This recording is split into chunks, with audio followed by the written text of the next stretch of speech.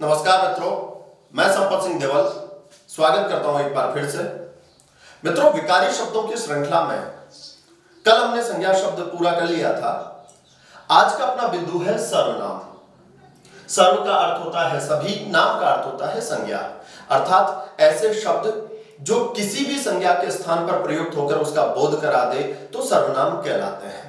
दोस्तों, सर्वनाम 6 प्रकार के होते हैं: पुरुषवाचक सर्वनाम, अनिश्चयवाचक सर्वनाम, प्रश्नवाचक सर्वनाम, निश्चयवाचक सर्वनाम, संबंधवाचक सर्वनाम और निजवाचक सर्वनाम।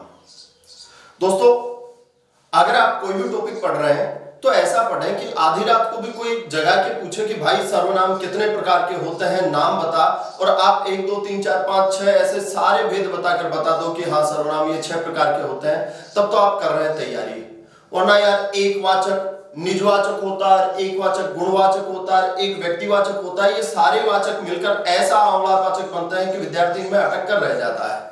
ध्यान रहे, इन सारी चीजों को आप अलग अलग याद करेंगे। संज्ञाएं 3 वाचक हैं, 6 वाचक सर्वनाम है। आगे हम विशेषणों में भी इन वाचक से जानेंगे। दोस्तों, आज का अपना पहला बिंदु है पुरुषवाचक सर्वनाम। दोस्तों, पुरुषवाचक सर्वनाम में पुरुष का अर्थ क्या होता है, जरा विचारें। जी हां, सोचे जरा, पुरुष का अर्थ क्या होता है। ध्यान रहे, पुरुषवाचक सर्वनामों में पुरुष का अर्थ होता है जिसके बारे में बात की जाए। अच्छा, जरा ये बताओ कि हम हमारे जीवन में कितने लोगों के बारे में, मैक्सिमम कितने लोगों के बारे में बात कर सकते हैं? सोचिए, कितने? दोस्तों, हम हमारे जीवन में मैक्सिमम 3 लोगों के बारे में बात कर सकते हैं। या तो हम बात करेंगे खुद की, या हम बात करेंगे सामने वाले की, या फिर हम दोनों मिलकर उसकी चुगली करेंगे। यही पुरुष होता है। पुरुष का अर्थ होता है जिसके बारे में बात की जाए, जिसके बारे में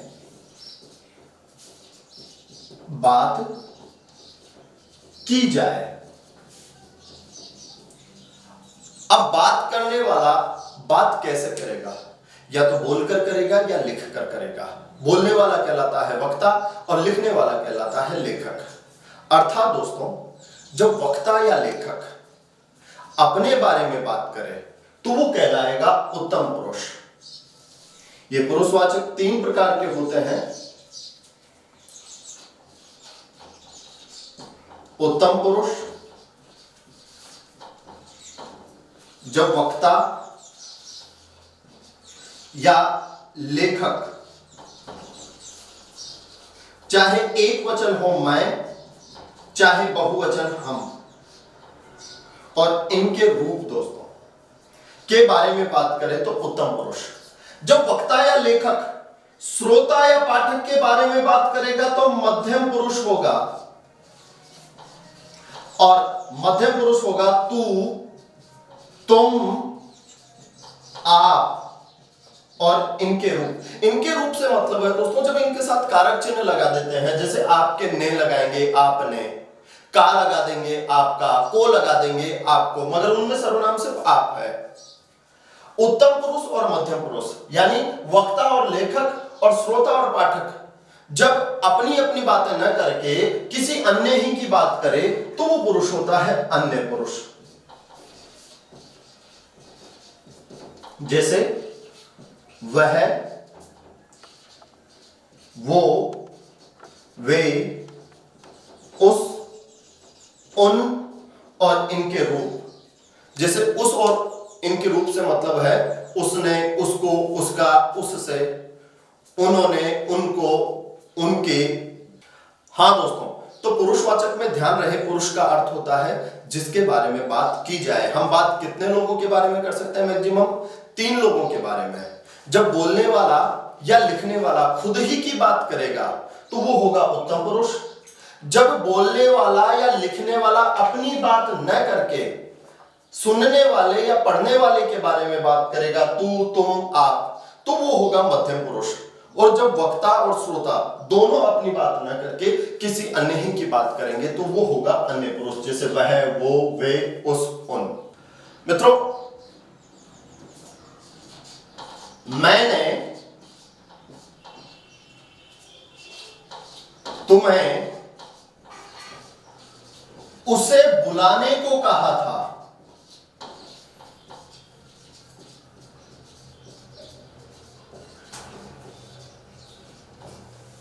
मैंने तुम्हें उसे, यहां लिखने वाले ने मैंने खुद के लिए प्रयुक्त किया है, तो जब लेखक खुद के लिए बात करेगा उत्तम पुरुष।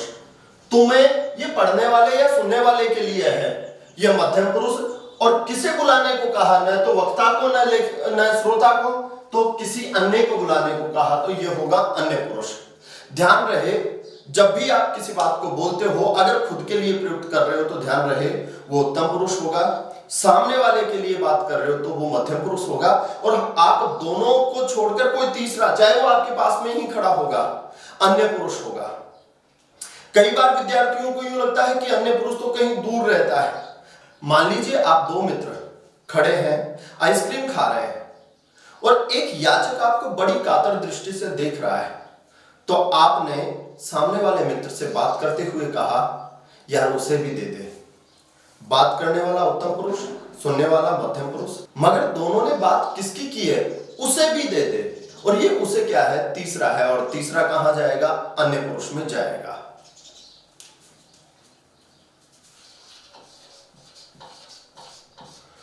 उसने कहा था, क्या लिखने वाले ने कहा था या पढ़ने वाले ने कहा था? न लिखने वाले ने कहा, न पढ़ने वाले ने, तो किसने कहा, किसी अन्य ने कहा। तो ये कौन सा पुरुष होगा, ये अन्य पुरुष होगा। दोस्तों, आप सर्वनाम कौन सा पुरुष है? अगर मान लीजिए आपसे पूछा जा रहा है कि आप शब्द कौन सा सर्वनाम है, तो आप जाने कि क्या ये लिखने वाले या बोलने वाले के लिए प्रयुक्त होता है या सुनने वाले के लिए प्रयुक्त होता है। अगर ऐसा आता है तो आप शब्द होगा मध्यम पुरुष। मगर सावधान, ये आप जो शब्द है कई बार वाक्य में प्रयोग करने पर अन्य पुरुष के लिए भी प्रयुक्त होता है। मित्रों, हिंदी में दो विधाएं होती है, एक आत्मकथा और दूसरी होती है जीवनी।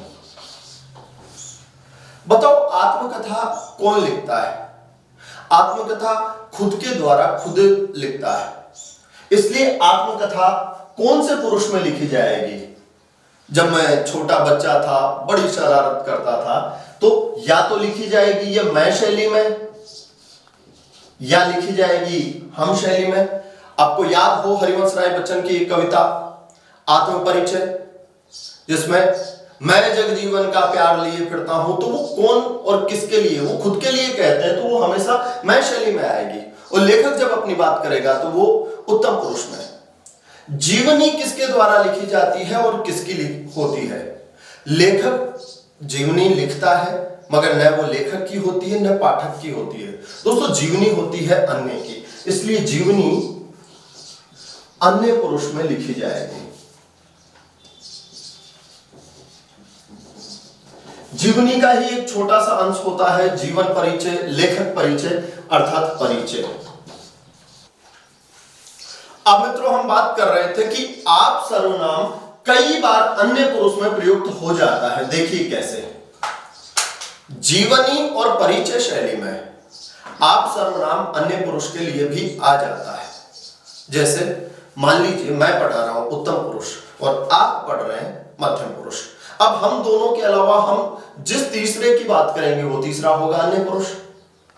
अब मैं उन शब्दों का प्रयोग न करके अन्य पुरुष के लिए कई बार आपका भी प्रयोग कर सकता हूं। जैसे महात्मा गांधी का जन्म 2 अक्टूबर 1869 ईस्वी में हुआ। अब हम जीवनी पढ़ रहे हैं किसकी? महात्मा गांधी की। महात्मा गांधी तो संज्ञा है। अब इस संज्ञा की जगह पे प्रयुक्त होने वाला जो शब्द आएगा वो होगा सर्वनाम। मगर महात्मा गांधी है कौन? पढ़ाने वाला, पढ़ने वाला या कोई अन्य? अन्य है तो उनके लिए आने वाले सर्वनाम भी कौन से होंगे? अन्य सर्वनाम होंगे। अब मैं उन्होंने की जगह पे लिखता हूं आपने देश को आजाद कराने में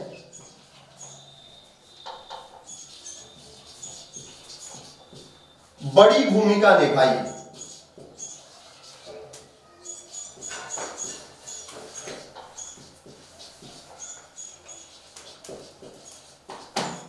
जी हां दोस्तों, आपको ऐसा वाक्य देकर पूछेगा कि इस वाक्य में रेखांकित सर्वनाम का प्रकार कौन सा है। विद्यार्थी रट के चलते हैं आप, आपने, आपको, आपसे, ये तो मध्यम पुरुष होता है। मगर जरा यहां विचारें कि ये आपने क्या पाठक के लिए आ रहा है क्या? आपने देश को आजाद कराने में भूमिका निभाई, ये आपने किसके लिए आया? महात्मा गांधी के लिए आया। तो महात्मा गांधी यहां कौन सा? अन्य है, और उनके लिए आने वाला सर्वनाम भी कौन सा पुरुष होगा? अन्य पुरुष होगा। दोस्तों कई बार ऐसा होता है, मान लीजिए आप कोई कार्यक्रम देखने आए हैं, मैं उसका मंच संचालन कर रहा हूं, मैं मंच संचालन कर रहा हूं, कौन सा पुरुष? उत्तम पुरुष। आप दर्शक हैं, वहां आप मध्यम पुरुष। अब बात आपके और मेरे बीच में हो रही है, मेरी बात करूंगा उत्तम पुरुष और आपकी बात करूंगा तो मध्यम पुरुष, मगर हम दोनों के अलावा जो बात होगी वो अन्य पुरुष होगा। और मैं कह रहा हूं कि आज के इस कार्यक्रम की शुरुआत आपके कर कमलों से हो चुकी है। उधर तीसरा आदमी जो नेताजी बैठे हैं, मैं चाहता तो ऐसे भी कह सकता था उनके, वो भी अन्य पुरुष होगा, मगर मैं कह रहा हूं आपके कर कमलों से हो चुकी है। तो ये आपके क्या श्रोताओं के लिए आया है?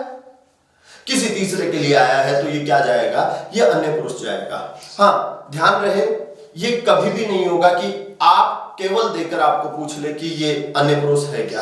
पहले आपको पूरा वाक्य देगा। जैसे जवाहरलाल नेहरू देश के पहले प्रधानमंत्री थे, आपने जेल में रहते हुए डिस्कवरी ऑफ इंडिया लिखी, तो वहां आपने शब्द किसके लिए आया? जवाहरलाल नेहरू के लिए आया, तो वो अन्य पुरुष होगा। सुभाष चंद्र बोस को नेताजी भी कहते हैं। आपने तुम मुझे खून दो मैं तुम्हें आजादी दूंगा का नारा दिया, यहां आपने कौन सा सर्वनाम है? तो उसको आप ढंग से पढ़ेंगे, वो किसके लिए प्रयुक्त हुआ है? क्या पाठक के लिए प्रयुक्त हुआ है?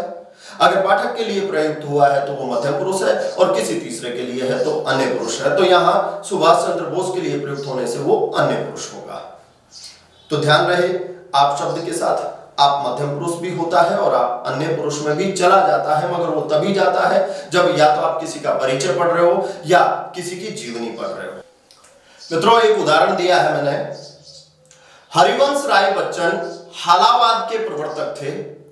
आपने मधुशाला लिखी, मैंने आपने शब्द को रेखांकित किया है और आपसे पूछना चाहूंगा कि ये आपने शब्द जो है ये कौन सा पुरुष है या कौन सा सर्वनाम है। वाक्य को पढ़ें, आपने को जानने की कोशिश करें। यदि ये आपने पाठक के लिए आता है या श्रोता के लिए आता है तो मध्यम पुरुष होगा, किसी अन्य के लिए आ रहा है तो यह अन्य पुरुष होगा। बात मैं कर रहा हूं उत्तम पुरुष, आप इस समय श्रोता हैं, दर्शक हैं, तो ये आप क्या आपके लिए प्रयुक्त हो रहा है? हो रहा है आपके लिए, शाबाश। हरिवंश राय बच्चन के लिए हो रहा है तो वो कौन सा जाएगा? वो अन्य में जाएगा। इसलिए आपने यहां कौन सा सर्वनाम होगा? ये अन्य पुरुष सर्वनाम होगा। जी हाँ दोस्तों, ध्यान रहे, सर्वनाम 6 प्रकार के हैं जिसमें हम बात कर रहे थे पुरुषवाचक सर्वनाम पे। पुरुषवाचक में पुरुष का अर्थ, जिसके बारे में बात की जाए। हम बात कितने लोगों की कर सकते हैं? 3 लोगों की। जब लेखक या वक्ता खुद की बात करे, मैं एक वचन या हम बहुवचन, तो वो जाएंगे उत्तम पुरुष में। बात फिर वही वक्ता या लेखक करेगा, मगर जब पाठक या श्रोता की बात करे, तू, तुम या आप, तो वो होगा मध्यम पुरुष। वो, वे, उसका, उन्हें, उनका, ये जाएगा अन्य पुरुष। आप जो सर्वनाम है ये मध्यम पुरुष तो होता ही है, मगर वाक्य में प्रयुक्त होकर ये अन्य पुरुष के लिए भी आ जाता है। अनिश्चयवाचक सर्वनाम। दोस्तों, अनिश्चय का अर्थ क्या होता है? अनिश्चय का अर्थ होता है, हमें ये तो बोध है कि है, मगर वहां है कौन ये श्योर नहीं होता है, इसलिए वो अनिश्चयवाचक रहता है। जैसे मान लीजिए हम एक कमरे में बैठे हैं, अचानक दरवाजे पे आकर कोई नॉक करता है, तो हम कहेंगे कि बाहर कोई है। तो नॉक करने से हमें ये तो पता चला कि बाहर है, मगर बाहर कौन है ये हमें श्योर नहीं होने के कारण हम ये कहते हैं कि बाहर कोई है। और कोई का उत्तर दोस्तों संज्ञा में मिलेगा। ध्यान रहे, सर्वनाम वही होता है जिसके उत्तर में कोई संज्ञा मिल जाए। मित्रों, अगला सर्वनाम है अनिश्चयवाचक सर्वनाम। अनिश्चयवाचक सर्वनाम। अनिश्चय का अर्थ होता है जहां आपको श्योर नहीं हो। ऐसे सर्वनाम शब्द जिनके बारे में मन में अनिश्चितता रहे। मित्रों, ये मात्र 3 शब्द हैं।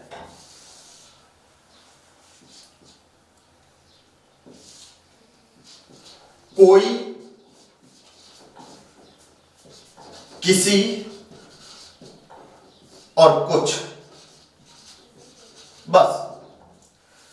अनिश्चयवाचक सर्वनाम कितने शब्द हैं? 3 शब्द हैं। कोई, किसी, कुछ। कोई और किसी सिर्फ प्रयुक्त होता है मानव के लिए, और कुछ होता है मानव को छोड़कर, यानी मानवेतर। चाहे सजीव हो चाहे निर्जीव हो, मानव के अलावा अन्य के लिए, सबके लिए कुछ आता है। सजीव होने से वो कोई और किसी सबके लिए नहीं आएगा। कोई किसी मतलब सिर्फ मानव के लिए। मान लीजिए आप मोटरसाइकिल चला के जा रहे हैं और अचानक उड़ता हुआ एक जीव आपकी आंख में गिर जाता है, तो क्या आप ये कहेंगे अरे मेरे आंख में कोई गिर गया है? मेरी आंख में कुछ गिर गया। तो वो सजीव तो था, मगर ये जो कोई शब्द है वो सिर्फ मानव के लिए आता है। मानव को छोड़कर अन्य के लिए, सबके लिए कुछ आता है। आप खेत की रखवाली कर रहे हैं, आपके खेत में सरसराहट हो रही है, तो आपके मन में 2 तरह के विचार आएंगे। यार आदमी यानी कि मानव हो सकता है, तब तो आप कहोगे कि मेरे खेत में कोई है, ये तो जाएगा मानव के लिए। मगर आप यहां ये तय कर लेते हैं कि यार मानव नहीं है, तो फिर आप कहोगे खेत में कुछ है। और कुछ में चाहे वो गाय, भैंस, भेड़, बकरी कुछ भी हो सकती है। आप काम कर रहे हैं, अचानक आपकी मां आती है और कहती है जा बेटा बाहर से किसी को बुला ला। ये किसी श्योर नहीं है, आपको जो मिलेगा आप उसे बुला लाएंगे। तो ये किसी भी क्या है? अनिश्चित स्थिति है। अर्थात ऐसे शब्द जिनसे अनिश्चितता का बोध होता है और संज्ञा की जगह पे आए, वो अनिश्चयवाचक सर्वनाम होते हैं। वो मात्र 3 शब्द है, कोई, किसी, कुछ। जैसे कोई आया है, तो आया तो है मगर आने वाला कौन है ये जानता नहीं है, इसलिए कोई अनिश्चयवाचक।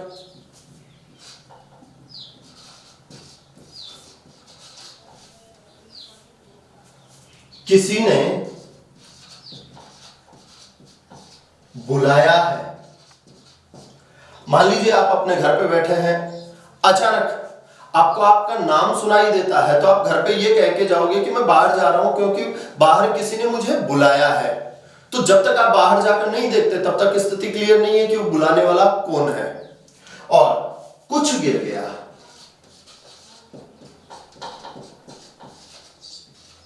कुछ गिर गया। आप बैठे हैं, बाहर धड़ाम की आवाज होती है, तो आप कहोगे यार बाहर कुछ गिर गया। तो कुछ, और ये कुछ क्या है? अनिश्चित स्थिति है, इसलिए ये भी क्या जाएगा? अनिश्चयवाचक सर्वनाम जाएगा। धन्यवाद मित्रों।